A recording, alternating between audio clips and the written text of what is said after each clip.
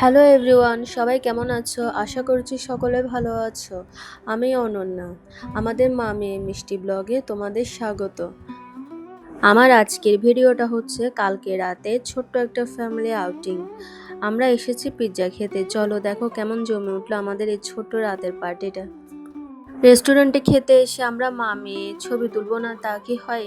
আমরা মা মেয়ে দুজনে একটু ঢং করে পোজ দিয়ে দিয়ে ছবি তুলছি আর ভিডিও করছি।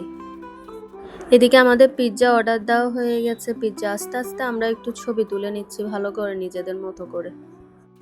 দিনভর কাজ আর ব্যস্ততার পর একটু বাইরে বেরিয়ে ভালোই লাগছিল। বেশ কিছুদিন হলো কোথাও বসে একসাথে সময় কাটানো হয়নি আমাদের। তাই কাল রাতে আমরা তিনজন, আমি, আমার সোনা মা ওর বাবা, আমরা ঠিক করলাম একটু রেস্টুরেন্টে যাওয়া যাক, একটু আড্ডা, খাওয়া দাওয়ার অনেকটা গল্প। রেস্টুরেন্টে ঢুকে আমার সোনামা প্রথমে হাতের মধ্যে মেনু কার্ডটা নিয়ে বলল, মা আমার পিৎজা চাই। আমি বললাম ঠিক আছে মা, তোমার পছন্দ মতোই অর্ডার করে দিচ্ছি। তারপর আমার সোনামা নিজে বলে দিল, চিজটা বেশি করে দিও মা, আর কাঁচামরিচ দিও না।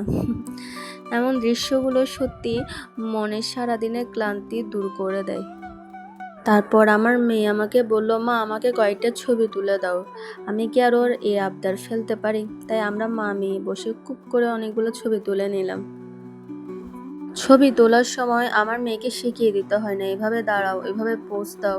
ও নিজে এসবে মহাপণ্ডিত, বরং আমাকে উল্টে আরো শিখিয়ে দেয় যে তোমার এটা ভুল হচ্ছে, এভাবে করো। আমাদের মা মেয়ে ছবি তুলতে তুলতে চলে এলো গরম গরম পিৎজা টেবিলে রাখা হচ্ছে। যখন পিৎজা এলো তখন পুরো টেবিলটাই ভরে গেল ওর গন্ধে।